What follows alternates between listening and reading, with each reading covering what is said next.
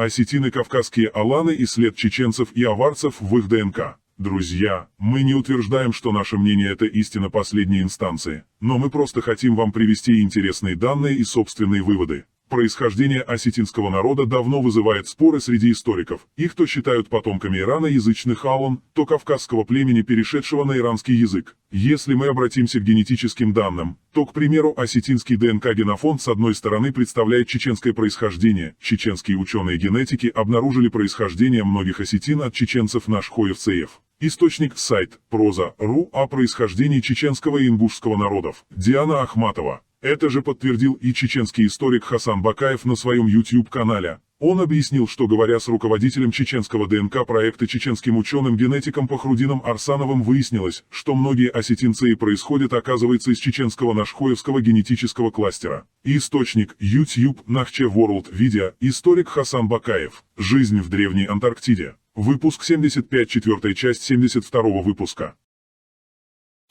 Что касается ДНК-исследований, а ДНК-исследования, если говорить правду, заставляют пересматривать многие устоявшиеся факты. Во всех подробностях я не знаю, но я разговаривал с Пахрудином Арсановым, и он мне говорил, что очень много осетин имеют ту же гаплогруппу, которая присуща нашхинской. Как он говорил, это не только Нашхой, но есть какой-то кластер, названный Нашхинским, внутри чеченского этноса. И вот осетины имеют тот же гаплотип, что и чеченские тайпы, представляющие эту нашхинскую группу. Если я правильно изложил мысль Пахрудина Арсанова, он говорил вот так вот. То есть ДНК-исследования доказывают, что да, действительно, субстратом этногенеза осетин были какие-то нарчийские древние элементы.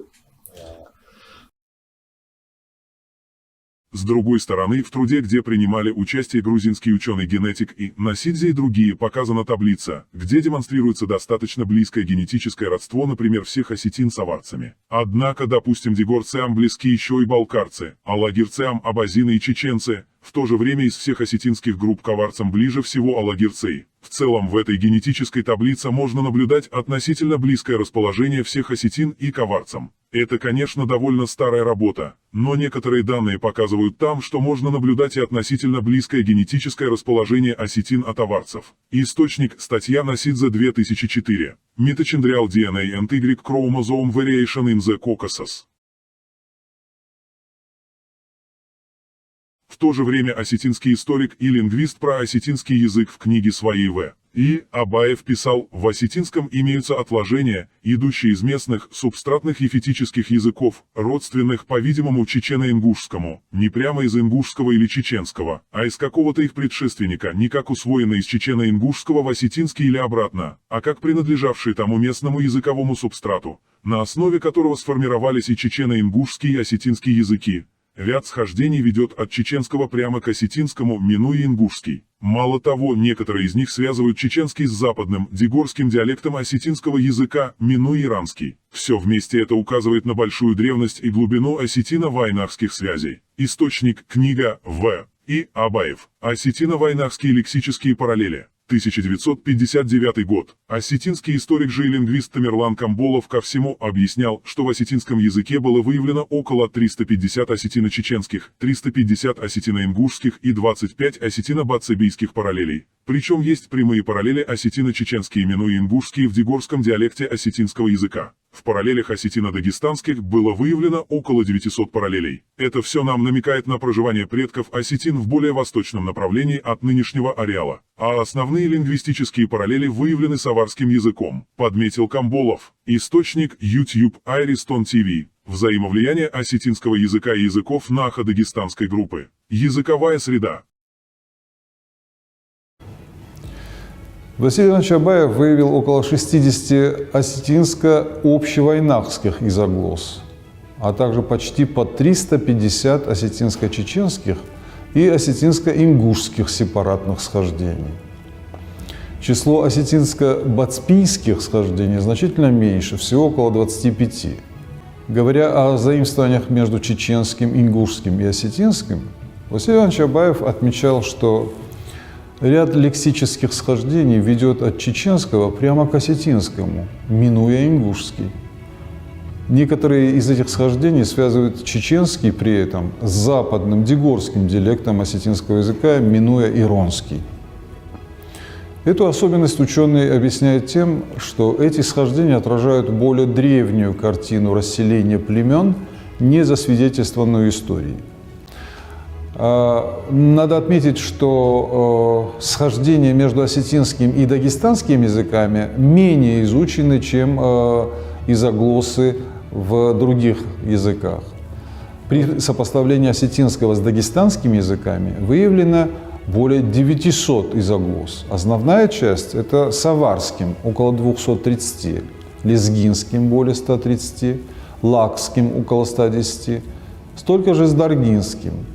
Значительно меньше соответствий языковых обнаруживается при сопоставлении осетинского языка с меньшими по количеству носителей и социальной значимостью языками, то есть с андийским, цесским, табасаранским, агульским, рутульским, цахурским, арчинским, удинским и цесским. И только отдельные схождения обнаруживаются при сопоставлении с хиналукским, крысским, будухским, хваршинским, мунзипским, бештинским, чамалинским, тиндинским, ахвахским, багвалинским, годоберинским и ботлихским языками. Эта тема требует специального рассмотрения и исследования. Я надеюсь, что это войдет в круг интересов и осетинских, и дагестанских исследователей. Тем не менее, значительное число, как я уже сказал, этих схождений тоже уже обнаружено и выявлено, в частности, Василием Ивановичем Абаевым. Они затрагивают сферы, в первую очередь, материальной культуры. Также это название определенных напитков и продуктов питания, сельскохозяйственных орудий. В частности, несомненно, что осетинское слово «аг», «ага», «котел» происходит из дагестанских языков, «алла», «чад», «дым» также имеет корни в дагестанских языках.